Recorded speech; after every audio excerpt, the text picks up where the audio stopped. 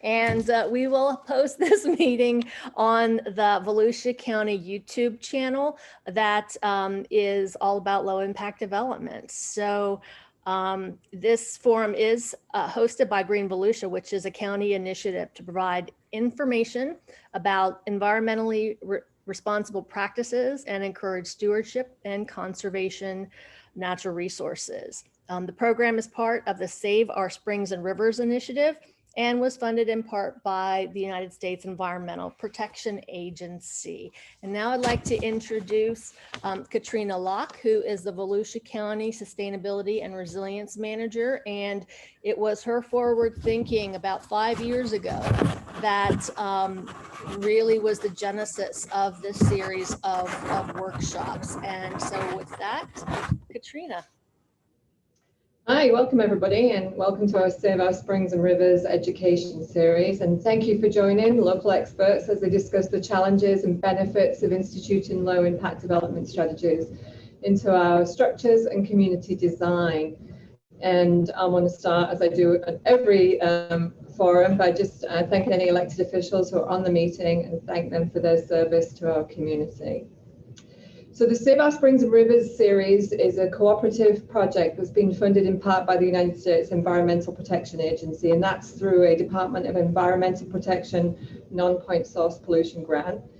And the focus of the grant initiatives are to provide residents with information about the sources of non-point source pollution that are negatively impacting Blue Spring, and actions we can all take to contribute towards the solutions. Actions that can be replicated throughout the county to make positive impacts on our water quality. So our Time to Change the Way We Go education campaign is a marketing campaign that was designed to provide the facts about the impacts of septic tank nutrient pollution. So you may have seen that campaign. It's been on the television, it's been on social media. And our Save Our Springs and Rivers Water Quality Academies were designed to develop ambassadors who are equipped with knowledge about water quality issues and solutions to some of those issues. And throughout these initiatives, one thing I do want to mention is that we talk about the need to work together as a community to work towards these solutions. So today, we're going to talk about low impact development, an approach to land development or redevelopment that works with nature to manage stormwater as close to its source as possible. Through these workshops, we hope to enhance an understanding of the value of low impact development and green infrastructure as ways to prevent pollution from entering our surface and groundwater bodies, and as a way to provide us with a buffer for storm and flooding conditions. So low impact development isn't a new concept, but we've started talking about it more because of nutrient pollution and because of how it can be incorporated into development to reduce the impacts of flooding from storm surge and sea level rise. Reducing non-point source pollution and being more resilient is about us all working together as a community across jurisdictional boundaries and towards solutions to reduce our impacts on our environment. As we participate in the forum, please think about practical application of low impact development and how these techniques can promote healthy communities. And so with that, I'm going to turn it back over to Kelly. Thank you, Katrina. So what I'd like to do right now is introduce Dr. Todd Osbourne from the University of Florida and Whitney Lab. And after Dr. Osbourne speaks, I will introduce Mr. Ben Bartlett, the new Director of Public Works for Volusia County. Dr. Osbourne, please go ahead and share your screen. And if you could give us a little bit of your background, we would love to hear. Thank you. All right, let's see if I can get this done the right way. It's always a 50-50 for me. Let's see. You guys see a presentation? Okay, great. Well, my name is Todd Osbourne. I'm a biogeochemist at the Whitney lab here in St. Augustine, but my main appointment is on campus at UF. And a little background about me, I actually came to UF in 1997 to study treatment wetlands, or how to get wetlands in the landscape to do good things for us, like treat water and improve water quality. And so that was my humble beginning at the Center for Wetlands in 1997. And in 2005, I finished my degree. And have been working in various capacities for water quality improvement around the state, a lot of work in the Everglades and other places. But I want to tell you guys today a couple of things. One, a little bit of background about wetlands and why they're so useful for the things that we want to accomplish in this group, especially is improving water quality, and then try to loop that back into low impact development and how we can kind of turn the dials and adjust the things that we know about wetlands and how they can be moderated or modulated to produce good outcomes for the environment, right? And so I want to give credit to one of my good friends, Mark Clark, who is working tirelessly in the same vein and is an extension appointment at UF. And so he's also, we're working parallel in a lot of ways. And so he's contributed to this talk and is also a resource to be utilized because he is somewhat of an expert in low impact development and treatment wetlands. So maybe even more so than me. So I want to plug him and say that we need to loop him into this group as well. But so I always start with some kind of relevant quote, and one is that we can all get behind, is that we need to take care of our water bodies. It's ours. These waters belong to us, and in a way, they are also our responsibility. And that's something that I think we're all here today trying to find ways to improve, right? And all the things that we're going to talk about kind of focus in on mechanisms to utilize to do just that. And the technologies that are out there, there's a lot of different things. There's a myriad of different things. But what I want to do is just kind of talk about how wetlands fit into that picture, and then bring that into the lid strategies that we want to kind of address, right, in the latter part. The meat of my talk is the principles in water treatment that are involved in wetlands, so to set the stage. And I think that'll make more sense as we talk about low impact development strategies, and then we hear more about soil amendments and other opportunities that tie directly into that in Ben's talk. So I want to kind of start the ball here. Of course, pollution abatement, great thing, but we struggle with that. And so, I'm going to skip past that and talk about wetlands in terms of, how they might be one of the many things that we can try to implement. And we know that they work for wastewater treatment. That's been done for quite a while in terms of polishing wetlands and things like that. And then there's specific constructed wetland ideas for wastewater and stormwater. And all of these principles kind of work in concert in a scaled mechanism. And so we'll see some different examples throughout my discussion about how we can scale that from on your particular property up to regional applications. And so that's the take home for me at the end of this, is that all of these applications can be scaled. And so, if you're familiar with South Florida and treatment wetlands and things like that, you might know about the STAs, which are big stormwater treatment wetlands that clean water before it enters the Everglades. And we're talking about tens of thousands of acres of them.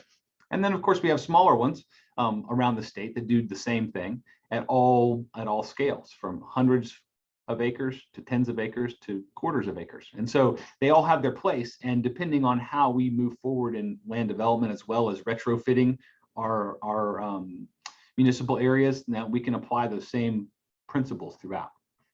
So let's jump in. Probably the most impactful part of what we're looking at in terms of development tends to be what happens with stormwater. This is my personal perspective, right? And this is the one point I want to argue, is that storm events in Florida aren't going to stop. We're in a rainy place, right? Last year was a great example. We had 18 inches above average rainfall in Brevard County last year versus previous years. And if you were paying attention to the Indian River Lagoon, you probably saw the result of that, right? So stormwater is not going away, but it is a vehicle for a lot of things to happen. And in many cases, it's a vehicle for moving things from the landscape into our water bodies that might not necessarily be good. The flip side of that is that stormwater in an undeveloped catchment can be a slow process. You get rainfall, you get export of water, and a hydrograph, which is like stage in a stream here in this example, over time can be mellow or muted.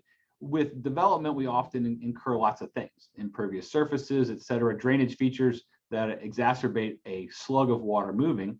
And not only is that slug of water moving more rapidly, as this stage graph would explain, but it's carrying things with it that don't get removed from the water through natural processes. And so we end up with very flashy, very dose-like things for our aquatic systems. So that being said, we also know that that the landscape of Florida is ever changing. And so when we think about development moving forward, this is a constant process. This is actually a neighborhood development up here near me in Flagler County. And so over time, you can see that process is moving forward at a rate that doesn't look to slow anytime soon. You know, we thought COVID may have given us a year reprieve, but we're back in full swing, as you guys know. And so planning for that is really important. And I think I'm speaking to the choir about that, of course, but this development moving forward in our landscape is really important. And before we had these type of developments, you know, we had a very predictable rainfall type situation where vegetation and ground surface intercepts a lot of water. Some of it never even hits the ground and is lost back to the atmosphere as ET. As things progress, though, there were lots of places on the landscape to actually store that water. So you'd have some infiltration in the soils, and those rates of infiltration and the storage capacity of soils is all related to things like texture, like what are the particles like in the soil. And in Florida, it's sandy, so it's pretty quick to move through, right? But compaction and things like that come with development can also cause changes to that. So, you know, thinking about those on our landscape, I mean, we do one thing in Florida really well, and that is we try to control mosquitoes. And so surface water is not always a popular thing, right? But there's ways around that when it comes to wetlands and things like that that are useful in the landscape. And so in prior landscapes and in prior development strategies, it was let's move this surface storage of water away to keep mosquitoes at bay. And so we lost those depression storage. You know, that's something that gets kind of eliminated in our natural or our modern development practices. And so these were all mechanisms, right, that were important to water storage on the landscape.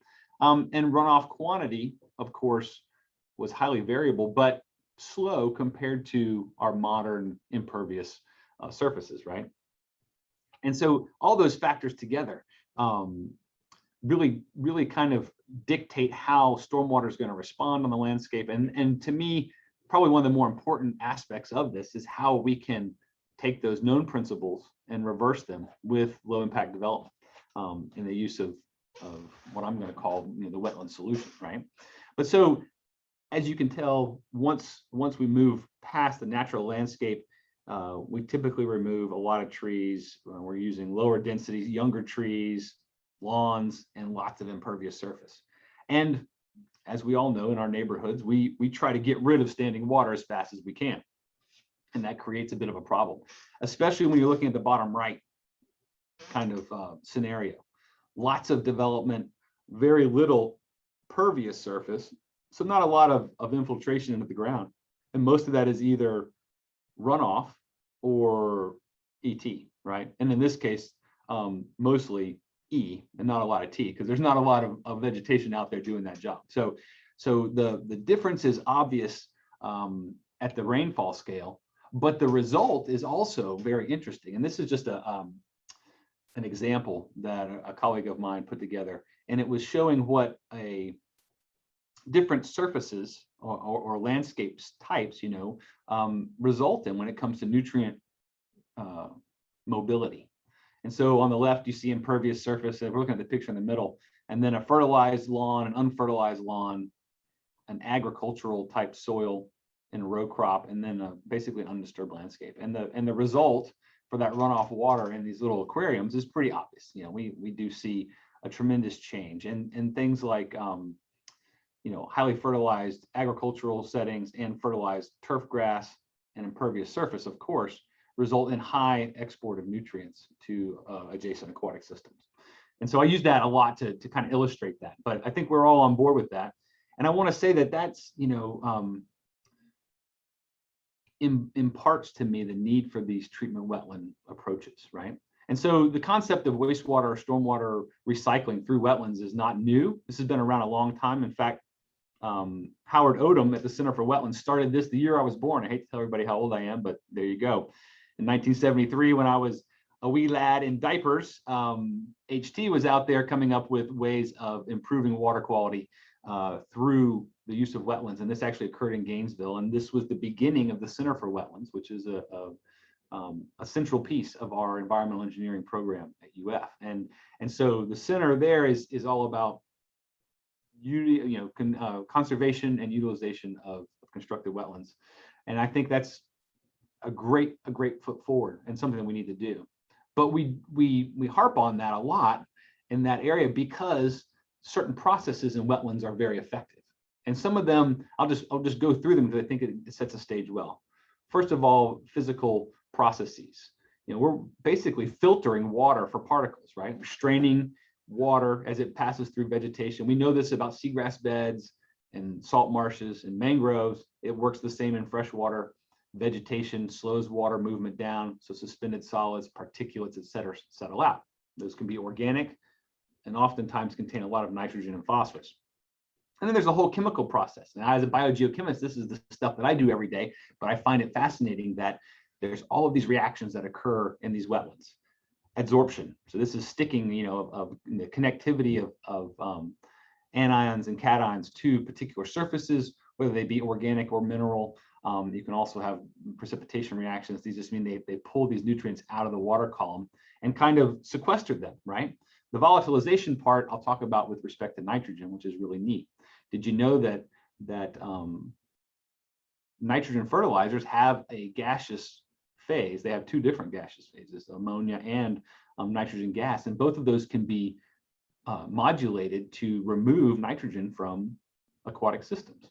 Unfortunately, phosphorus doesn't have such an easy process to attach, but we know how to deal with phosphorus as well.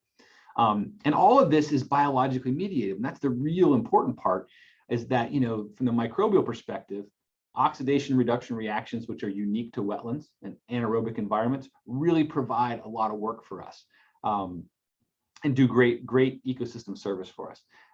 And there's also this assimilation process in the microbial biomass, which takes dissolved things and makes them particulates. Same works for plants, right?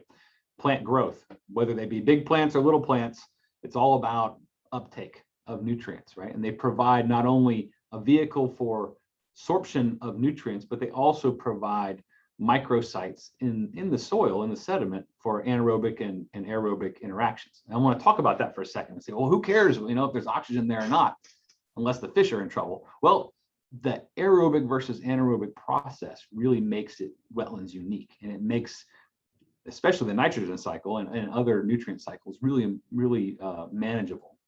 If you've ever been to a wastewater treatment plant, you've probably seen some of the settling ponds. They can be pretty gross looking, but they are basically aerated for a while, and then they shut off the aeration process. And this in a huge sewage tank does two things. One, it aerates and allows the breakdown of certain organics, releases nitrogen as nitrate often, or helps oxidize reduced forms of nitrogen into nitrate. And then when you shut off the oxygen and you go anaerobic, certain bacteria actually reduce nitrate to nitrogen gas, and it's gone. And we use that in very highly engineered primary wastewater treatment plants all around the world on the regular. So it's not a new process, definitely not unique to dial aerobic anaerobic interfaces around. And this is kind of the way it looks. Most importantly, though, is that nitrate reduction zone, which is not necessarily deep in soils. It can even be in the water column when it's anaerobic, but we can utilize that to our advantage when it comes to abating nutrients. And like I said, plants often produce not only biomass as they're growing and taking up nutrients, but they also create these microsites in the soil where all this stuff happens, and it's very reactive. So you think about the root zone, and the surface soil or surface sediments in these wetlands are very biologically active, and they're hotspots for nutrient retention. And we're gonna come back to that in a little bit. But if you think about this, it's all about immobilization. Keeping those nutrients on the landscape, and in those wetlands, those tend to be areas of accumulation.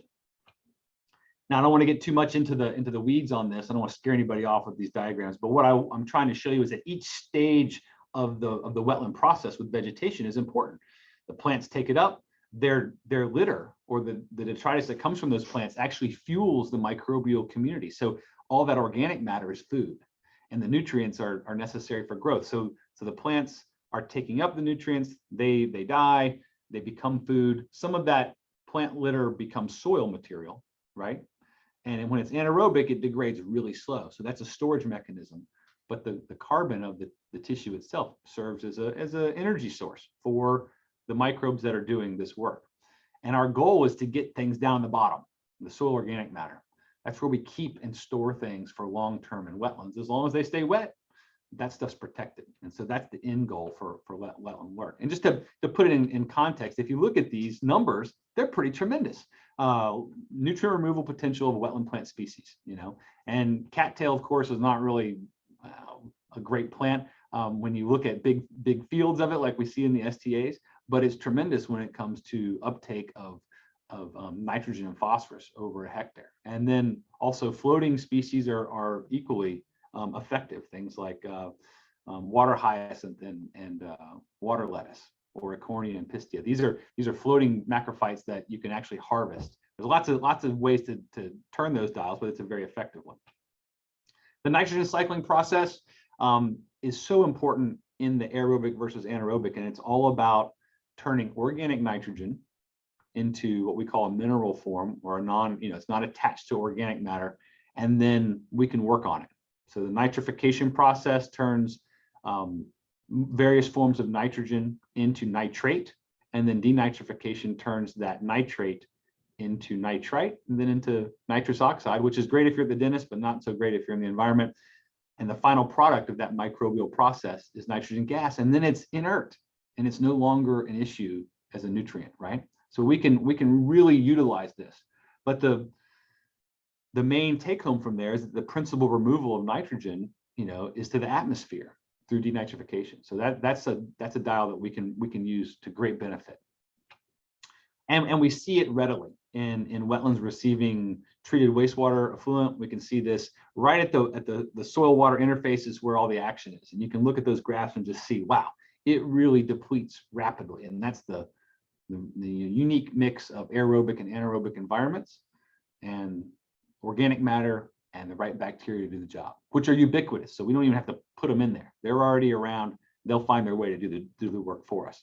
And this is the actual chemistry involved, right? And so, like I mentioned before, we can take organic nitrogen, get it into the form of freed ammonia, oxidize it to nitrate, and then reduce it to nitrogen gas. And that's the process that we hang our hat on for nitrogen in wetlands. And just some put it in relevant terms. In a natural wetland, you'll see on the left, that's the kind of things we see in a constructed wetlands. In SF just means surface flow, and SSF or subsurface flow. These are unique, like constructed wetlands, specifically subsurface flow is highly effective. And the neat thing about it is it could be under your yard. It could be a gravel bed under your yard. Same principle that a septic tank drain field is, right? We know they work to some extent, but if we create them specifically for this kind of purpose, they can be very effective. And this is old stuff. Look at the date on this. This is from Cadlick and Knight's textbook on treatment wetlands from 1995. So we haven't invented anything new with this process, but we want to utilize it in lots of new ways. And that's where the application of lid comes from. Now, similarly to nitrogen, we want to take care of phosphorus. It's the second big offender. Maybe more so in freshwater, it is the offender as in saltwater. But I think a lot of us are rallying around the lagoon here, and nitrogen seems to be a primary issue. Phosphorus is a close second, right? Unfortunately, we don't have a gaseous form of phosphorus that's legitimately useful. There actually is one, but we can only create it in the laboratory. And so getting at phosphorus is all about sedimentation processes, either sorption to soil particles or burial as organic matter from plant uptake and things like that. And the cool thing about phosphorus is it's very reactive with lots of metals. Aluminum, iron, calcium all make phosphate or phosphatic minerals that are highly stable. And that's all pH dependent and cation dependent kind of process. And we can bring in, and we're going to hear about some soil amendments that can, we can use specific things to increase the likelihood of a wetland to retain phosphorus. In South Florida, we have plenty of calcium. And so we rely on that in making apatite, which is a calcium phosphate mineral, in our treatment wetlands. And we do it all day long in the STAs using submerged aquatic vegetation in a high calcium environment with lots of phosphorus. And it works, and it precipitates, calcite with phosphate stuck to it, or apatite, right? I told them they should mine that and sell it back as fertilizer to the rest of the country. But anyways, an aside, the phosphorus situation is a little more complex when you think about it in terms of the chemistry involved. But remember, the take home here is that we may have a high inflow, we want a low outflow, and to do that, we've got to get things down in the soil where they are stable and where they stay. And for that to be a good process, it's got to be anaerobic, and for that to happen, it needs to be wet. So maintaining these wetlands is a big issue that we've got to get through. Interestingly, though, there's been a lot of work done on understanding loading of these systems, and we know that in general, up to about a gram of phosphorus per meter square per year can be attenuated. Above that, you see discharge starts to really go up. And so we have some known limits and engineering limits for these things, and they're defined, and we should build on that. And that's the basic principles of inflow-outflow models provided by Cadillac and Knight, and we've been using them for 30 years, and they work. And they're very, very predictable given the chemistry and the vegetation and design of the system. One thing that we don't talk about often in terms of water quality and pollution when we think about algal blooms and things like that are the other bad offenders. And that's things like pathogens, right? So we're dealing with this on a large scale, and oftentimes this can be an issue when trying to size and scale treatment wetlands. But remember, treatment wetlands are very effective at removing pathogens, and that can be bacterial or viral. Oftentimes it's simply a matter of detention time for them to be exposed to these things, right? Fecal coliforms, bacteria, BOD, helminths we're going to just consider those parasites for the sake of argument. But you can see that in terms of detention within a system, their effective elimination goes up on a log scale, which is a factor of 10, right? With time in the system itself. So the longer we hold water, the more nutrient treatment we get, but also the more pathogen reduction we get. Likewise, metals of concern, things like all of our heavy metal suite, as well as things like mercury, et cetera. Retention is the issue, and removal comes from sorption processes with organic matter and reactive sediments, right? There is some root uptake by plants, and I won't discredit that at all. That does happen along with the other nutrients, but treatment wetlands are really good at removing metals from the water column too. And so we get added benefit there.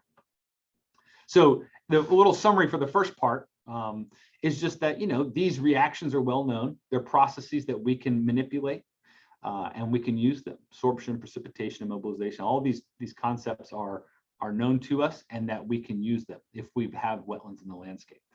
Nitrogen and phosphorus removal, very important. Gaseous phase of nitrogen makes that really attractive. The sorption of soils and burial of organic matter is the key to phosphorus, and that's another aspect of keeping our wetlands wet and using them to do this job. Pathogen removal is high, independent on detention time. So these are all things that we can manage, right? And I think I like the last statement, treatment wetlands can be used for just about any effluent, and that's true. And so stormwater is one that is very attainable, and it may require some retrofitting. And I want to argue, while I have the podium for a minute, that retrofitting is an angle that we need to take. Now, in our lid work, if we're starting from scratch, we can implement wetlands all around the landscape, both in large or small scale, depending on how the development goes. But in areas, and I talked to Kelly about this the other day when we were speaking, I said, hey, we really need to be attacking our current stormwater systems and retrofit them to do some great stuff. And we can. And here's an example. This is the Stormwater Ecological Enhancement Project on UF campus. And it was basically a equal depth pond that had 5 inputs on it, or 4 inputs, sorry, from various buildings on campus, right? And as students, back when I came to UF in 1998, we had the opportunity to change this. With the university would fund it for us to build a enhanced stormwater pond and see what we could do. And we did that. And we did that by contouring and retaining water. I mean, you know, we're a bunch of students figuring this out, but it was doable. And the reason I like to bring it up is that it was so successful it just opened my eyes to the idea that we can take an existing, you know, very blasé looking square pond in the corner of a neighborhood and transform it into something that is not only highly useful environmentally, but is also attractive. And, you know, and I say that this was just a big square pond at when we started. I don't even have a picture of it before. It was so, you know, uniform. And in the end, that's what it looks like. It's a park now. It's a park. And it has extremely high efficiency of removal for not only metals and nutrients, but just water clarity and turbidity that was a big problem with runoff here. So we've got a lot of different things going on, but now we have a forested wetland connected to a marsh. There's a boardwalk there. We use it as a teaching location on campus for wetland technologies. But, you know, the lift that we got was impressive. And these are old numbers. This is 2014, the last time we did a survey out there with the class. We had started with 32 species, you know, and we ended up with 168, which is pretty awesome, just over time and natural evolution of the site. But the water quality coming out of there is spotless. And that's the take home, is that these systems don't have to be square ponds with aeration in them. You know, they can be functional on the landscape and also be attractive. And it doesn't have to be a mosquito pond or anything like that. We can put the right biology in there to fix that. So let's talk about low impact development a little bit. And this is something that I think is you know, super important for us going forward in Florida, right? In all our communities. And so being able to emphasize the conservation and use of on-site natural features is I can't say that enough. I mean, I know we all are familiar with this. But here comes the issue of scale that I brought in my introductory slides. We can utilize these wetland and aquatic system principles at any scale. They can be in a barrel or they can be in a 50,000 acre treatment wetland. Doesn't matter. Scale is up to us, and we can include them, especially in low impact development, at the small scale, which has kind of escaped us in the past when we are thinking like, oh, we've got to have a central place to collect all this water and then treat it. It doesn't necessarily have to be that way. And that's where the cool new ideas on this kind of older technology are coming about, right? And these are the catchphrases: retain, detain, recharge, filter, and use.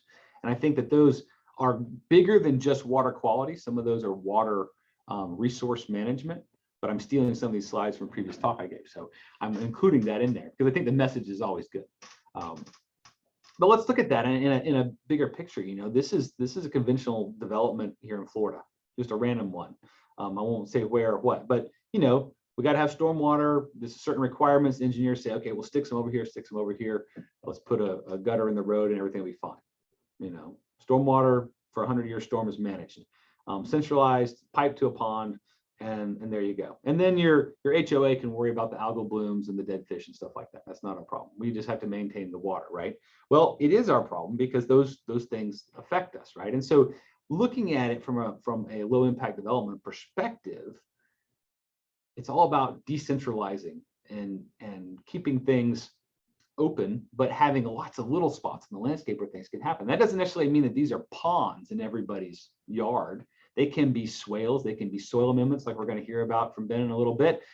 They can be minimizing, you know, impervious surface, doing rain gardens. All these different things are useful, and they spread out those nutrient hotspots in the landscape, and they're actually manageable in a much better way, I think,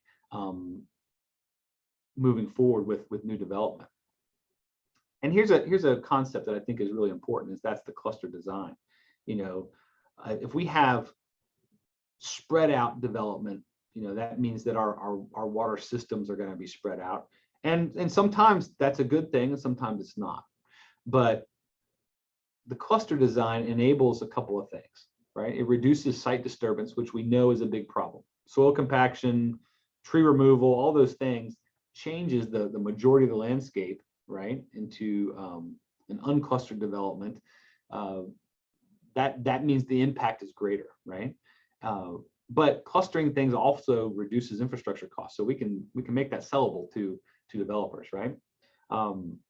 Increases in possibility for centralized wastewater treatment, reducing on-site sewage disposal systems, et cetera. When everybody's dispersed, that can make it problematic, right?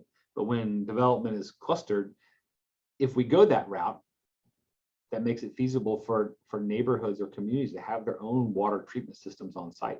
And I'll say that Cedar Key is a great example of that. They're doing it in Cedar Key right now.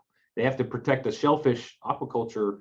And so new developments in that area, each neighborhood is required to maintain not only nutrients on the landscape and their pathogens, but they're required to have their own wastewater treatment plant on site. So little tiny package plants for 50 houses or whatever, it works, and it decentralizes a lot of that stuff, which is cool. The reduction of landscape area reduces fertilizer and irrigation inputs as well. So when you pull things together, all of that natural space you see in the bottom feature or the bottom picture allows that to minimize that impact, right? And I'm not going to worry about karst, that's from something else, but the flexibility we do have allows us to utilize, and I won't say anything about karst or geological features, but the wetland features on the landscape and where to put them. And so that whole green area there can be useful and functional habitat, but also functional nutrient removal space. And so we're going to think about it that way too. I love this picture. It kind of gives you lots of ideas about how numerous and how closely we can do things. Narrower streets mean less impervious surface. Porous pavements work for percolation and flow through of stormwater. But all these other things, the rain gardens, the soil amendments, even the ditching systems and how we do that are very useful. And there's lots of products and lots of mechanisms that we can use on a given lot to change that, right? Other things, I'm not going to talk much about green roofs, but they do work in high density developments, and the water cisterns and et cetera are very good for water conservation. But at the same time, if you're going to irrigate your yard, why not capture that water? And reclaimed water use is great, but it's usually high nutrients. So we got to think about that in what you're putting on the yard as well. I really like the use of semi-permeable surfaces. The Whitney lab is paved with porous pavement, which allows water to perk through. Pavers, and it's a little more expensive as our pavers to pave, but it allows us to manage that water and get it in the ground, right? Instead of flashy overland flow, which is causing erosion and moving lots of things downstream to the places we don't want it to go. So these are I mean, some of the top development features, I think. The other is this idea of natural retention, and it can be in the form of a rain garden that's not saturated, or in the form of like small wetlands all over the place in swales. This could be a yard. Your front yard could have a low spot, and that could be a rain garden with beautiful vegetation in it, a natural area that you can manage however you want, but it can also serve as a treatment wetland. And depending on what kind of soil you line it with, what kind of time retention you have in there and the vegetation you have, you can get a lot of nutrient abatement that way. So maybe you have a Victor Neat yard upslope, but each homeowner can manage these types of things to take care of their own nutrient inputs, right? And I like this. This is in Gainesville on 12th Ave. You can see the use of these kind of creative green streets, and they're actually little treatment wetlands on the sidewalk, right? And it's an opportunity. You have a lot of opportunity here to inform people. They're like, what's going on here? There's a pond here. It's not wet all the time, but basically on site means the water doesn't leave there with a lot of stuff in it. And maybe it's retained there. Now, you know, a lot of city planners get upset and they say, wait a minute, that means we got to clean the trash out of them and we have to deal with mosquitoes. Yeah, that's part of the process, but that's a give and take. Mosquitoes can be managed with the biology without using poisons, etc. We use mosquito fish a lot of the time. And trash and things like that are a common problem in these kinds of facilities, but there are ways to manage that too, from the municipal standpoint. But these kinds of things work, you know, the smart sidewalk, the green street, I really like, and it is a mechanism to take all of those oils and things that are on the pavement, all those metals, and get them kind of sequestered before they go anywhere in stormwater. And we think about this, you know, this brings me, well, let me go back here for just a second and say something about ingenuity. When we think about a treatment wetland, they say, well, you know, we don't have a place to put that. We need 5 acres of land. It's super expensive over here on the island side. If you're on, let's say you're on the beach side, you say, you know, we can't afford, the city can't afford to buy 5 lots and turn them into wetlands. Okay, what I'm trying to show you here is that each lot can do its part, you know, and if we utilize in a very smart way our landscapes, even in high density development, we can achieve nutrient reduction in these small ways. And that just means we need lots of them, right? And they need to be part of our landscape.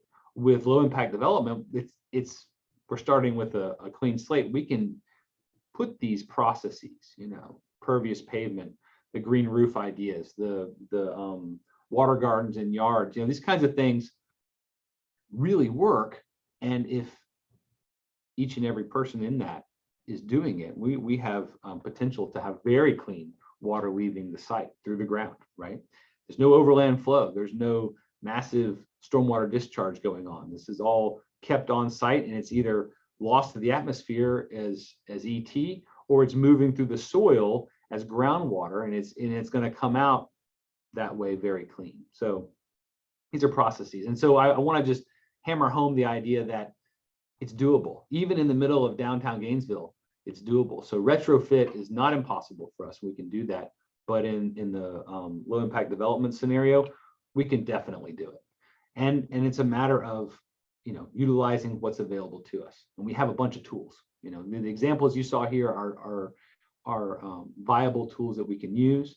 And it all goes into the planning phase of things. Like, how are we going to do that? You know, vegetated swales and cisterns in rural zones, bioretention being a big deal. But as we move into the more urbanized locations or higher density developments, we've got to bring in other things. You know, I've seen a lot of products out there now just for stormwater treatment in situ, which is, you know, activated charcoal filters, and I've seen hay bales in stormwater ponds to remove nitrogen. It works. It's a carbon source. Bacteria like to chew on them, and they're low nitrogen, so they take up nitrogen and phosphorus from the water column. There's a whole suite of products, from just adding a carbon source all the way up to, you know, stormwater filtration, you know, that are viable to implement anywhere. But they make the most sense in higher impact developments, right? And I can't say enough about permeable pavement, especially in Florida. We need that so much. My take home that I want to share with you is that, you know, this is a picture of the seep when it's fully flooded, you know, before our major construction on the south end, and enhancing these stormwater basins with vegetation, with contouring, with soil amendments. The contouring allows us to alter retention time and handle all those different things, from sedimentation to sorption processes, to allow the chemistry to occur, right? It's all about giving it time and the right kind of conditions. And if we get habitat and wildlife and species diversity on top of that, that's just an extra win, right? I mean, that's just an extra opportunity.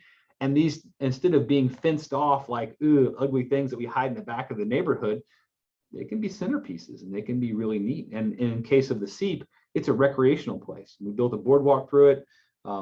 Actually, Gainesville Regional Utility paid for a boardwalk through it, and they highlighted a lot in parts of the things that they support. But it does offer the opportunity to be a centralized portion of the neighborhood or development, whatever that kind of development is. And it can be functional and pretty at the same time. It doesn't have to be a square pond that we really want to drain as fast as possible, because this is where we get the kind of wetland treatment that is so critical to what we're doing. So, summary of that second part: source control and enhanced treatment of stormwater infrastructure, I think, is necessary.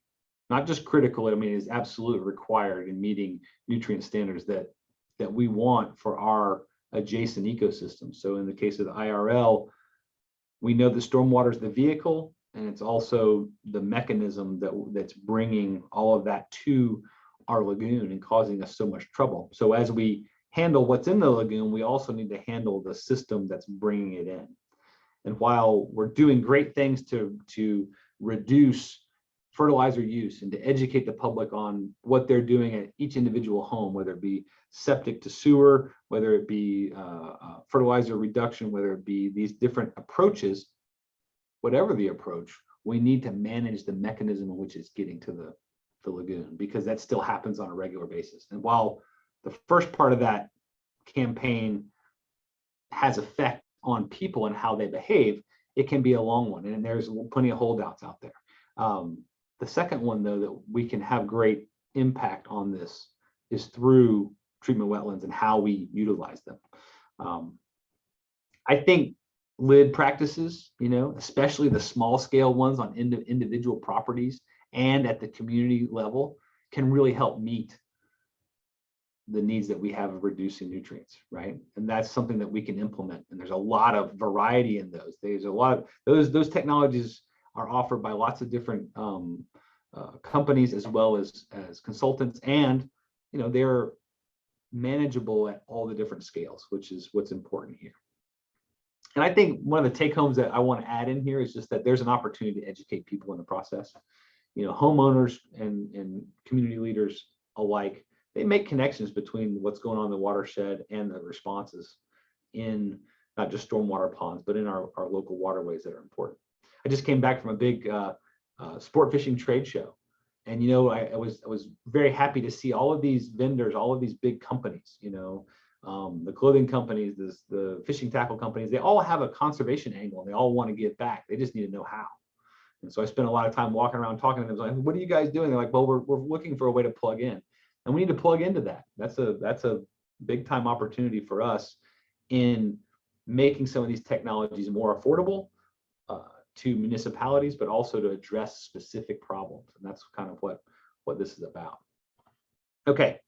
Thank you for listening to my kind of long, wide discussion about these technologies. But please remember that, nature provides a solution in most cases. And in this case, the natural processes that we find in wetlands are very, very useful. And all of the new technologies basically use those principles of retaining water, getting biological treatment, getting geological treatment, and what is left over either going back to the air or going through the soil in a very slow flow process.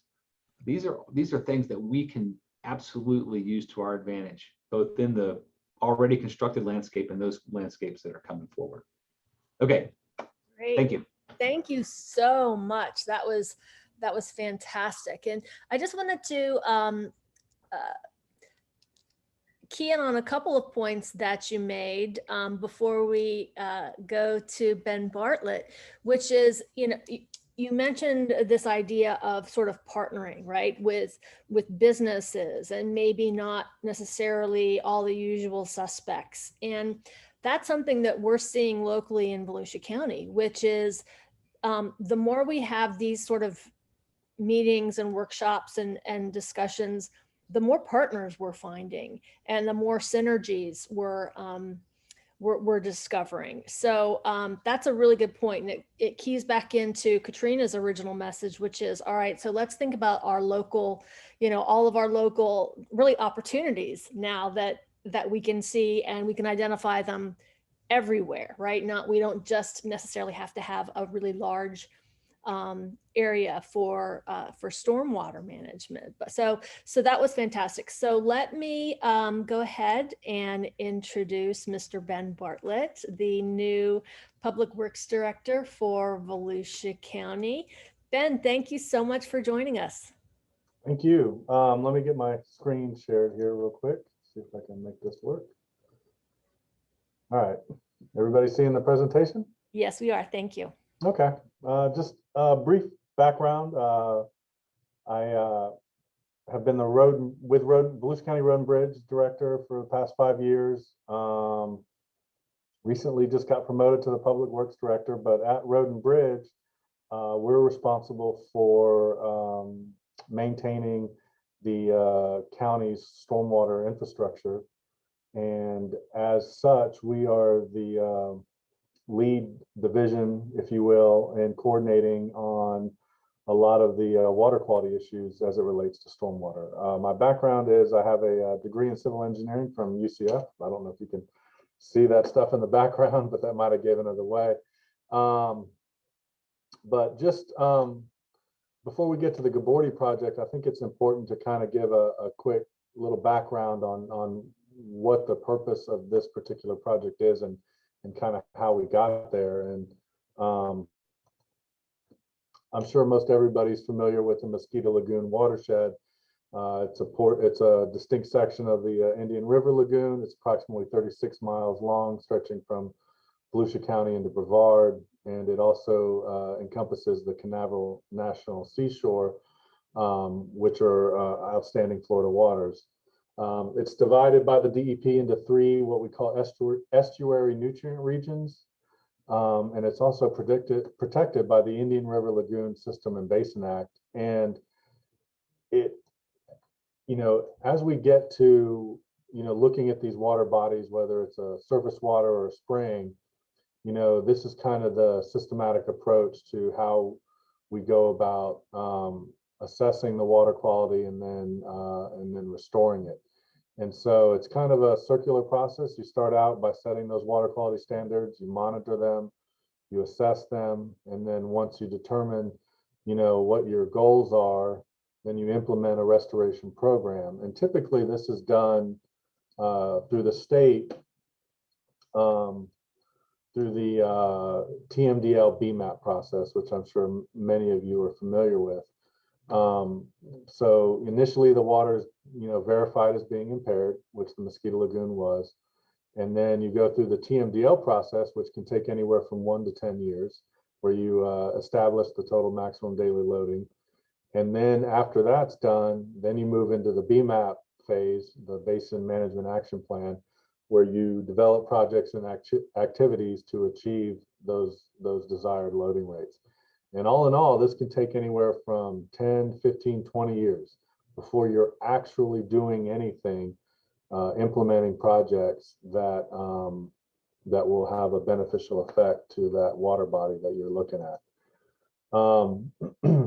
The reasonable assurance plan is an alternative to the TMDL BMAP process. So once the water body is identified as impaired by the stakeholder, you can move forward with the reasonable assurance plan, which is really a locally driven process where you get together the stakeholders in the watershed and you develop the plan. It really replaces the TMDL and the BMAP process and really streamlines and compresses the time frame from which you can start the assessment to all the way moving forward with projects. So for example, our reasonable assurance plan for the Mosquito Lagoon is a combined effort with the cities of Edgewater, New Smyrna Beach, Oak Hill, as well as the Florida Department of Transportation. It was really first envisioned in June of 2014 when the county hosted a water quality workshop. And so really from the beginning in 2014, we were able to move through this process, and we actually got the plan adopted in late 2019.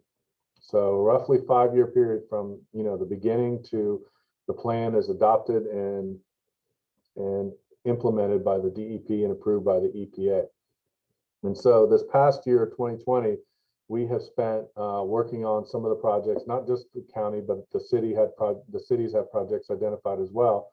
And so we're moving forward with this Gabori project, which is one of 2 county projects that we have going on right now. But we've already issued a notice to proceed in June of 2021, which is just 7 years after the first thought came to be of doing this Mosquito Lagoon reasonable assurance plan. So as you can see, we've probably cut the implementation time in half from the TMDL and BMAP process to the reasonable assurance plan process. And that's a credit to our leadership at the county level as well as the cities in identifying this as an issue that's important, and then moving forward with a process that's going to get this water, get the Mosquito Lagoon cleaned up a lot quicker.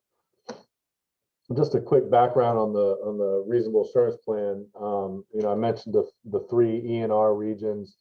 We identified the lagoon as being impaired for nitrogen and phosphorus, the usual suspects, if you will, when it comes to water quality impairment. But the 2 the north and the central ENRs are, there's some urbanized areas, obviously, with New Smyrna, Edgewater, and Oak Hill. But the southern portion of the lagoon has almost no urbanization, no development. The primary source of nutrients for the southern lagoon is probably its interaction with the IRL through the Haulover Canal. So that's kind of a unique situation down there. Our plans for meeting load reductions in the southern ENR are really tied to what they're doing in the IRL as far as cleaning that particular water body up, and with the hope that the interaction through the Haulover Canal will reduce the loading in the southern ENR. As for the north and the central, if you look at the charts, it's broken down by the different types of loading sources. Atmospheric deposition is obviously not something that we can control. It's basically the amount of nutrients going into the water body through rain. But the things that we can control are point sources, septic tanks, base flow, and direct runoff. And what the modeling and the determination from the RAP showed was that we have a significant contribution from base flow and direct runoff, which is a stormwater related source. And so a lot of the projects we do have some projects in there as far as septic to sewer and things like that to reduce loading from those sources. But the primary focus for the county was to address nutrient reduction through stormwater projects, either base flow or direct runoff. And then phosphorus as well, similar type situation to nitrogen, similar type loading sources, not many surprises there. So like I said before, the RAP was adopted September 2019. It allowed us to remove these 3 ENR segments from the verified list of impaired waters, place them into a separate category that's unique to the reasonable assurance plan. And it really developed it's a local plan developed by local stakeholders as far as cleaning up, the Mosquito Lagoon, which is so important to all of us. In total, we've identified projects that will result in a reduction of over 31,000 pounds per year of nitrogen and about 2,700 pounds per year of phosphorus. And then up first is our Gabori Canal and 10th Street project. This is really the largest project in terms of nutrient removal in the reasonable assurance plan. It's located in New Smyrna Beach, actually right on like the city limit border between New Smyrna and Edgewater. And it's a large watershed. It encompasses approximately just over 6,000 acres. And we're going to be pumping 5.5 cubic feet per second, which is quite a bit of water, out of the Gabordi Canal into a stormwater treatment facility. And then that facility will discharge that water back into the Gabordi Canal, eventually working its way to the Mosquito Lagoon. And we're anticipating a total reduction of 5,700 pounds of nitrogen per year, as well as 1,100 pounds of phosphorus. And just to give you a little background here on the project, real quick, I'm just going to bear with me. I'm pulling up a map. Everybody can see the map that I put up? Yes? Okay. So this is just from our GIS, and right here, the project, I don't know if you can see my cursor, but basically up here is where the project is occurring. And this is the 10th Street or Gabordi Canal. Now, a lot of this water from this entire watershed, from Old Mission down to Indian Harbor and even up north into New Smyrna, eventually works its way into the Gabordi Canal and out into the Halifax, or I'm sorry, into the Mosquito Lagoon. So we're catching this entire watershed right before it goes in Mosquito Lagoon. So that's, you know, it's really a large amount of water flowing right at the mouth, right at the discharge point, where we can grab all this water, significant amount of it at least, and work and run it through the system and hopefully reduce a significant amount of nutrients. So going to the plans, what we're looking at here is basically it was a vacant lot that existed along a railroad track and 10th Street. And the county acquired it for two purposes. One, to accommodate a transportation related road widening for the 10th Street, and as well as our stormwater water quality project.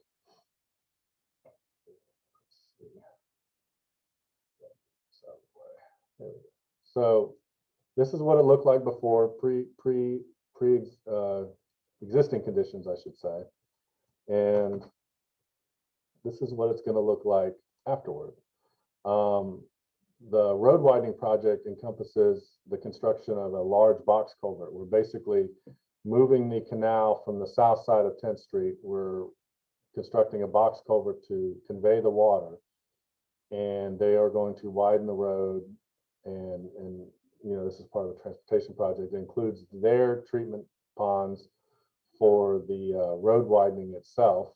And then we are going to have a pump station that's going to draw the water out of the box culvert and pump it over here to a large treatment pond, where we have a sand filtration system as well as Bolden Gold bioabsorption media that's going to remove the nutrients. So let me go to, this is a bit of a cross section of the pond, but it kind of shows the story of what's going on. So the water is going to go into the pond and then work its way down through a sand filter and then the Bolden Gold, and then get collected through a series of under drains below those two filtration layers, and then discharged back out into the Gabordi Canal. And kind of what Todd was describing earlier with the wetland process, we're kind of doing it a little more, how do I say it, with a little more engineering. Instead of relying on the natural wetland process, we've, like he described, we've got the nitrification media and then the denitrification media, which is the BAM, and that's that chemical process that converts the ammonia or the organic nitrogen into nitrates, and then the BAM material, the denitrification media, converts that nitrates to nitrogen gas. And then as the water moves through, it is collected and sent out. The BAM material also removes the phosphorus, just like Todd was talking about through the absorption process, where basically it attaches itself to the BAM material and is removed from the water before it's sent back out into the Gabordi Canal. So, I mean, that's the basic premise of the entire project. We've just started working on it last month, And we anticipate it's about an 18-month construction process. We anticipate once it's complete, we're going to be performing routine sampling. We're going to sample the water as it comes into the pump station, and then we're going to sample the water as it leaves the pond, so we can get an accurate measurement of how much nutrients we are actually removing, because this is important to the overall Mosquito Lagoon Reasonable Assurance Plan. We're required every year to provide a yearly update to the DEP on how we're proceeding with our projects and the removal and the hitting the target nutrient loading reductions. So this, it's not one of these things where we're just going to construct this, let it run and walk away. This is a process where we're constantly measuring, our progress in removing nutrients. If it's working great, then we're going to, keep on with it.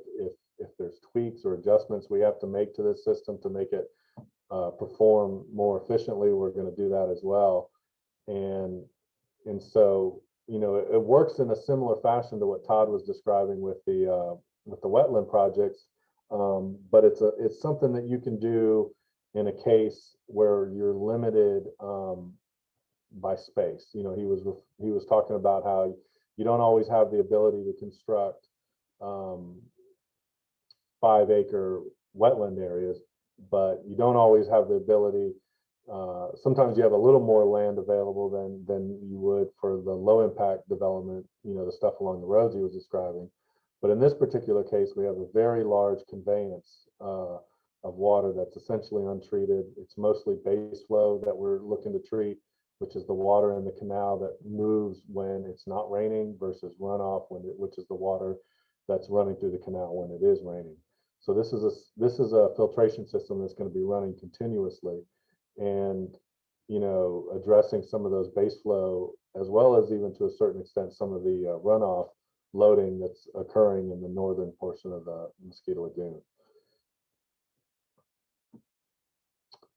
So, once we get this complete, we're going to have it implemented. We're going to be testing it. We're going to be monitoring it to make sure it's working. And then we've also got a series of other projects. Let's switch to that real quick. That the counties and the cities are working on as well.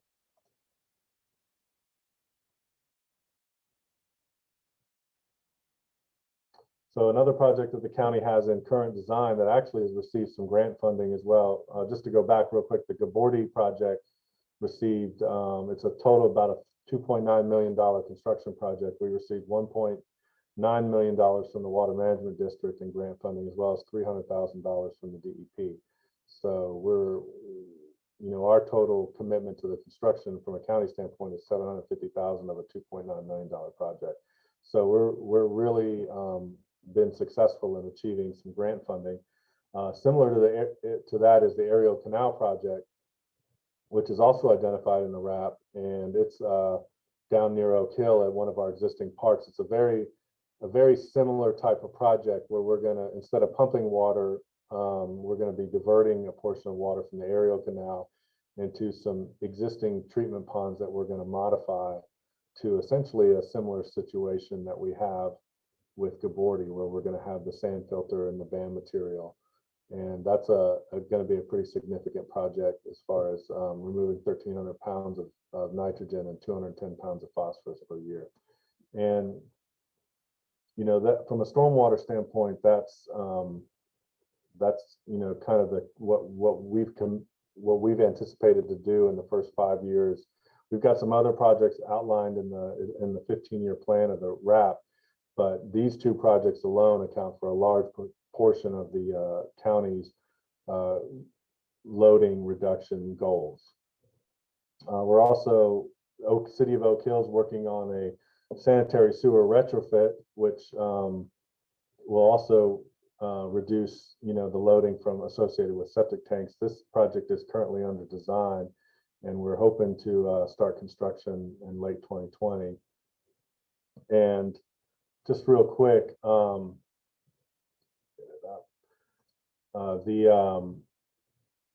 we just completed our first year first year look in on the plan, and some of the projects identified in the first 5 years included some water main extension, reclaimed water main extensions by the city of Edgewater, as well as a stormwater project that the city of New Smyrna Beach is working on. And one thing, is really impressive is we've just kind of wrapped up the first year of this reasonable assurance plan, and all of the projects that were identified in the first 5 years are underway and are funded. And some of them are in construction and some of them are close to completion, but we are well ahead of schedule in some of these projects that were identified initially in the reasonable assurance plan.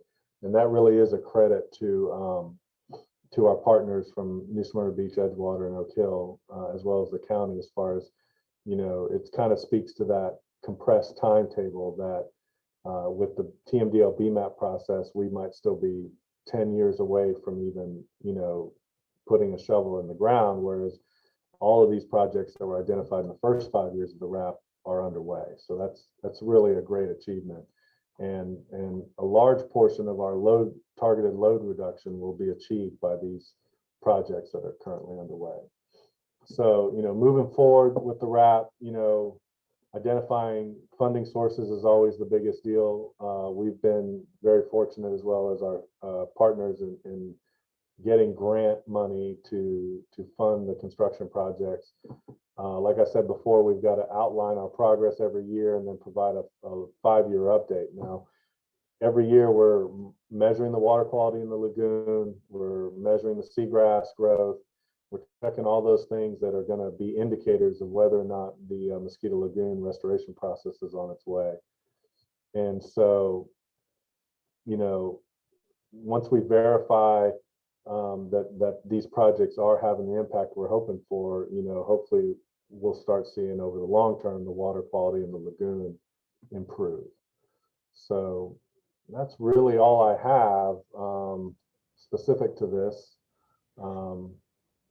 Thank you so much. That was really phenomenal. And it's so encouraging. We do have a few questions that I'll get to in a second, but as we're talking about the timelines, if you think about the Clean Water Act, right, when it was first implemented, and the time it took for the Clean Water Act, the federal level, to start to be implemented at the local level, you're talking 40 years-ish, right? And then once it gets to the state level, you're talking multiple decades. Well, Volusia County decided that was too slow and pushed for the reasonable assurance plan. And in fact, it's one of the first ones that I know about that has been approved, so that it's completely on equal status with permitting and eligibility for grants as a BMAP. And I think it's outpaced a lot of the BMAPs that were and TMDLs that were actually even started before the Mosquito Lagoon Reasonable Assurance Plan. And now to hear after year 1, all projects in the first 5 years are in process. That's really encouraging, because as we're becoming more and more refined and technologies are improving, hopefully the cost will come down and we can get more agencies and organizations involved. So I think that's really encouraging. We do have some questions. Melissa Lammers, do you want to ask your questions? Yes. Thank you again to the county, to you, to Katrina, and to both of our speakers today. This has been absolutely wonderful. Excuse my hoarseness, please.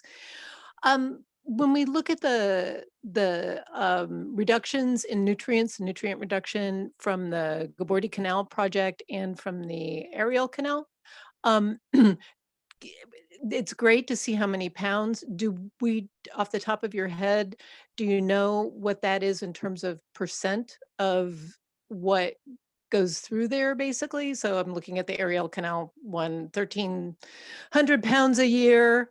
of total nitrogen and 210 pounds a year of phosphorus. Would that be like 50%, 80%, 20%? Just trying to.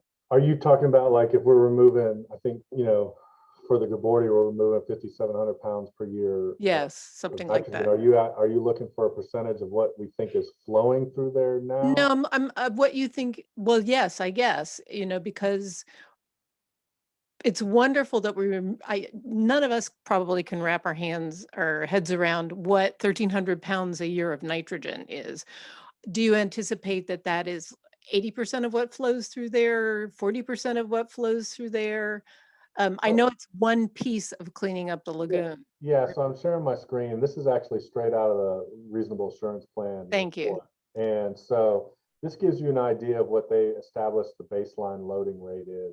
Perfect. Thank you. So, for the North ENR, you're looking at a total of 110,000 pounds per year, and the target load that we hope to get to is 93,000 pounds per year. In other words, that's a reduction of approximately 17,000 pounds. Yeah. So, or 15%. Yeah, that's what that answers it. I was just trying to kind of compare it to the TMDL for the Halifax River up where I live. Right. So the 5,700 pounds actually is just under a third of the total reduction that we're hoping to see in that one ENR. So it's a fairly large project.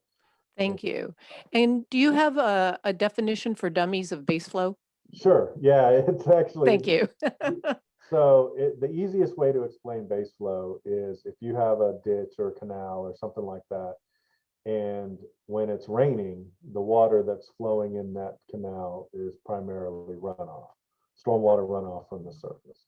And then base flow is generally the water that's flowing in that ditch or canal when it's not raining. So it's typically the groundwater that's working its way to the canal and getting in there and then coming out. Now, obviously, these being so close to the intercoastal and the ocean, these canals are somewhat tidal influence, so you get actually flow in two directions when it's not raining, depending on the tides. But primarily, base flow is you're treating the water that's moving through that canal when it's not raining, which is comprised of groundwater and other sources getting into that canal, not necessarily direct runoff. Thank you. Excellent. And to tie into that, as part of this Save Our Springs and Rivers program, we've recently taken a look at how much nutrient the county can claim reduction for education. Each project has its own metric. There are formulas for nutrient reductions for these, stormwater retrofits, every project. Well, for education, the FDEP has a model worksheet to try to normalize educational outreach and convert that to a model theoretical reduction in nutrients. And for Volusia County, it is eligible to receive the full 6% reduction in total nitrogen and total phosphorus. So this is something that the local governments can do, is go through that 6-point worksheet. And for example, doing public service announcements can equal a whole percent of nutrient reduction up to 6%. So the more education and outreach that a local government does, the more nutrient reduction it can tally and claim in its program. Does anyone else have a question?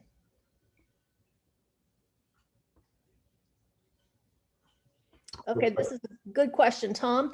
Tom just wrote, the Florida Shores Canal discharge into Veterans Park, is that in the RAP? I think the answer is yes over the long term. I don't think it's in the first 5-year plan though. I don't know if Brenda DeWeese from the city is still on the call. Brenda, would you like? Yeah, Kelly, I'm still here. Yes, there is a project in the 10-year plan to treat the water that's running off prior to it going into the Veterans Park area. So that 18th Street Canal that drains the majority of Florida shores goes through the 18th Street Canal, and there is a project within the 10-year plan to treat that water. Great, thank you. We had another question from Melissa regarding Bold and Gold treatment material versus plants. Either Ben or Todd, do you all have any comments about, you know, the use of the different materials and maybe the applications? Maybe one is better for one location or one type of development or retrofit versus another? Or why one over the other? Well, I will say that I've used Bold and Gold in a project site up here in a rapid infiltration basin, like a stormwater basin in Alachua County, where we had sinkhole activity, and our goal was to reduce nitrogen. And part of the great part about that product was that it had a carbon source and it had a mechanism for increasing moisture in the soil.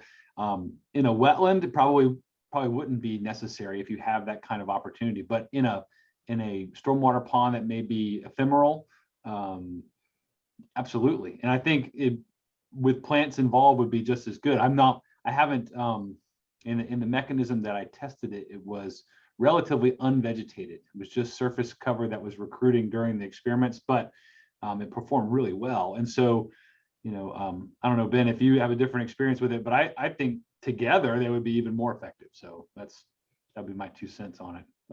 Using them together or in concert would be great.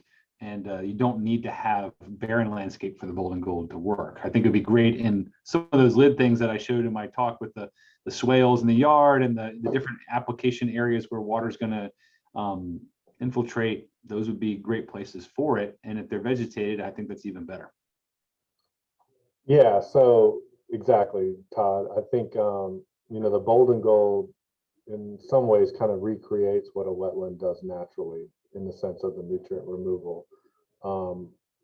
You know, ideally, if you have space, and because the advantage, and Todd showed it with that project at University of Florida, if you have the space to create a natural wetland or construct a wetland type feature, it has additional benefits other than just the nutrient removal you can make it a park. And I know I've seen a presentation on a park down in Kissimmee where they along the lake where they did a similar type situation. And so from an aesthetic standpoint, and I think, you know, a wetland is a great feature to have if you have the space to do it. In a lot of these, you know, areas where we have older stormwater conveyance systems that might not be receiving some or very little treatment, oftentimes, especially in the eastern part of Volusia County, if you're near the either the Halifax River or the Mosquito Lagoon, you're generally in a fairly urbanized area, and land is at a premium. So you know, the Bold and Gold offers the ability to get that nutrient removal in a little bit of a smaller package. You can also do it. They do combinations where they actually will line ditches and canals with BAM material, not just Bold and Gold.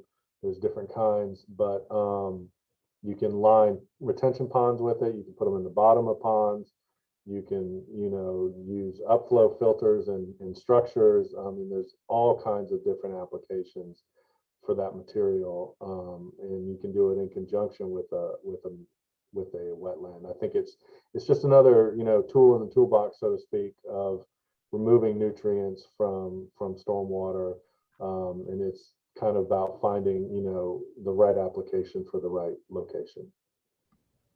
Excellent. And Rob Bird had sort of a follow-up question. Is Bold and Gold effectively permanent, or would it need to be replaced over time? It has a lifespan. So I think they anticipate a 30-year lifespan on the material we're using. So it does have a lifespan that would need to be replaced. That's one benefit a natural wetland would have over a Bold and Gold application or a BAM material application. One you know, one drawback to wetlands is they sometimes require a fair amount of maintenance as far as the plants and everything goes. They can be maintenance intensive, especially some of those LID small scale type rain gardens and things like that. But yes, BAM material does have a lifespan, and it's a relatively new technology in the sense it's been around for 20 years or so, maybe a little longer. And so as the technology's gotten better, the lifespans increase, but at some point it will need to be replaced. Now, in a situation like Gabordi, you're dealing with a retention pond where at some point, just like a drain field on a septic system, which you would have to dig up and replace every now and then, at some point we will have to do this with the Gabordi pond. Maybe by then they'll have a material that's even more efficient and removes more nutrients per square foot. Excellent, thank you. And Tom had a question, and Tom, chime in if I get this wrong. Tom is asking if there are any examples of, I think it's residential parcels, using wetland retention on Mosquito Lagoon. I'm not aware of that right now. I know in Brevard County, I believe they've done some wetland projects down there. As far as the IRL goes, I'm not aware of any wetland type projects being done in the Mosquito Lagoon as of yet, or near the Mosquito Lagoon. Great, great. Yeah, it sort of sounds like that could be a bioswale type of project also for coastal properties. Another good question, does the 10-year reasonable assurance plan limit Veterans Park project happening sooner? And how many homes are in Florida shores? I'll take first crack at that. No, it doesn't. There's nothing that prohibits a local government from acting sooner. In fact, that's what we're hoping, right? We're hoping that we can do as many projects as we can, and as projects are finished up, new projects will come online. So in essence, the sooner we get the upfront projects, hopefully the sooner that we can get funding for Veterans Park. And I think Florida Shores has, I think, several thousand homes. I'm not sure that all of them drain ultimately to the 18th Street Canal adjacent to Veterans Park, though. Are there any other questions? Yeah, Kelly, it's Dennis Church. Hi, Dennis. I sent a question. I guess it didn't register. It's for Dr. Osbourne, I guess. So the ponds that are typical stormwater ponds, serve a function for stormwater management. And when you put all this biomass, or you provide the littoral shelves that might take up storage volume, have you got any studies of, what do you need more surface area to have the same water management, treatment, and storage as in a, as the graphics you've shown? Can you do the same thing in the same amount of area in a development? Mm-hmm. So I think what we'll get at this question pretty well is that, to enhance an existing stormwater basin, let's just pretend we have a big 100-foot by 100-foot square pond, right? That's a meter deep. And what we would do to try to increase, because the surface area is key here, right? For those biologically mediated reactions, as well as some of the geochemical reactions is based on that. So, creating uneven surface, so mounding soil in some places and actually excavating deeper holes in the middle, which serve a couple purposes. Like you mentioned, you need a certain volume of storage to meet the engineered criteria. So we can deepen a pond, and at the same time, the benefit to doing that and creating this kind of contoured approach is that we do get the littoral zone activated there and extended. And at the same time, we have some water permanence, which helps us with that mosquito problem, right? So we can keep fish alive in that pond even during the dry season because it has a deep hole or two as refugia. And in the case of the seep, we excavated a very deep hole in the end, I would say about 6 feet, to keep the volume up. And that allowed us to maintain fish even during drought periods, right? Which would help us with mosquitoes. So the last thing we want to do is create something that's more expensive in the long run for the municipal management to deal with, or a private entity, like say a CVS. They build a new pharmacy and they have to have stormwater plans for that parking lot. Maybe it's a small pond. We don't want them to say no to a creative solution because it's more expensive. So we can utilize depth as a way to get around that and to have some water permanence, but also to increase the opportunity for vegetation, which does fill up space, and that gives us more surface area. So it's a trade-off, but we can calculate those things and build them into design or into retrofits.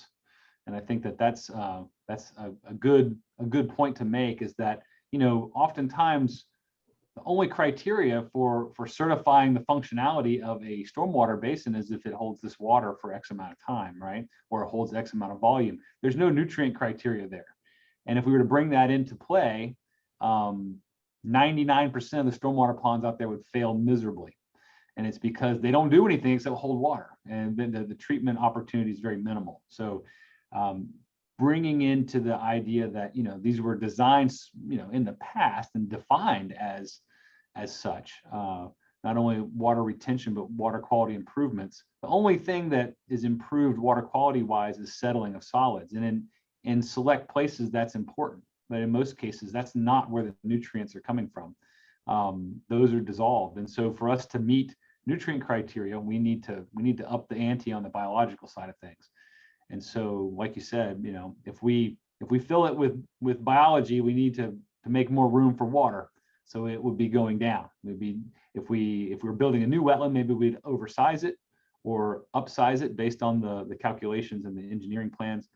But if it's a retrofit, we just have to excavate and make the volume available to add the biology to it. And also to kind of piggyback on what Todd said, I think it's important to remember that stormwater ponds serve two purposes. They attenuate the flow from a pre-development to a post-development situation. In other words, you know, state law requires that if you develop a site, that the pre-development discharge rate for certain types of rainstorms the post-development rate discharge rate isn't greater than the pre-development rate. So it's basically attenuating that flow to account for the increased impervious area. Retention areas do provide some level of treatment. Like Todd said, it was basically to store the water for a certain amount of time so that those solids in the water will settle out and not get discharged downstream. However, as time has gone on, we realized that nutrient loading doesn't necessarily settle out, and additional treatment is necessary to remove the nitrogen and the phosphorus and the kinds of things that cause these water bodies to be impaired. So generally speaking, if you're adding material and you're adding littoral shelves and things like that, chances are you're probably going to have to increase the footprint of an existing retention area to account for one of the primary functions of stormwater ponds, which is attenuation of flow. Excellent. Tom has another question. Are there any retrofit plans in progress for large retention ponds in the county? I know, Todd, you and I have talked about some of the larger Department of Transportation ponds and what is possible on some of those ponds with creating sort of a serpentine flow pattern, right? To increase, to slow that flow and to increase the retention time. Is anyone on the call aware of any other any retrofit? Well, I mean, our aerial canal project is something that's essentially a retrofit of an existing retention area, not to convert it to a wetland type situation, but to construct a similar type treatment system to the one we got in Gabordi. But as far as I know, that's one of the only ones that the county's working on. Right. And Dr. Cho with Bethune-Cookman last week, she told us about the Reed Canal project that the university did with the city of, it was either South Daytona or South Daytona. And so they did a retrofit there where they recreated a wetland, and she showed us some pictures, and she's still studying the results of that project. But that project was also funded partly by the Indian River Lagoon National Estuary Program. Any other questions? Well, I want to thank you all so much for joining us this afternoon. You know, we're here today because a lot of people have been talking about green infrastructure, planted areas, low impact development, ways that we can prevent water pollution for a really long time. And we did have a workshop with about 100 people online in March. And some of the folks who were on that workshop, Dennis Church, Melissa, Rob Baird, several people, Alex, were on that workshop, and we came up with a lot of questions, right? So we looked at some solutions, but we came up with a series of questions, and that's what led to this series of workshops. So, you know, one of the questions was, so what are people doing now, right? So what's happening now? And you guys have answered, you know, that question and given us a lot of food for thought. And each one of these Zoom calls that we have is sort of building on this knowledge. Tomorrow we're going to talk about low impact development manuals. Several counties have done low impact development manuals to make it easier to facilitate low impact development. And then on Wednesday, we're going to have one in the evening at 6:30, and we're going to talk to realtors. You know, how can we help sell this idea? You know, what is the perception of green infrastructure? How can we share this idea that having natural areas, you know, wetlands, even recreated wetlands, increases property values, right? So incentivizing these things. And then on Thursday evening, we're going to have a conversation about sort of big picture green building and low impact development, and how you can go green all the way from your home to your neighborhood, to your city or county. And in fact, Volusia County is certified as a green county through the Florida Green Building Coalition. So that'll be excellent. And so Melissa was just asking about the YouTube posting. Yes, Volusia County Environmental Management has a YouTube channel, and Katrina and Ginger, they've got a playlist for these low impact development seminars. And Melissa, thank you so much. She just put that in the chat box where everyone can find these workshops, even the one back in March. And so thank you everyone for a wonderful meeting. We've had several cities. We have Kathy from the Indian River Lagoon National Estuary Program. We had Department of Health. We had the Water Management District, Volusia County. We've had developers, citizens, and local nonprofits all on this call today alone. So thank you all so much. We really appreciate your time and hope everyone has a great afternoon. Thanks so much. Thank you.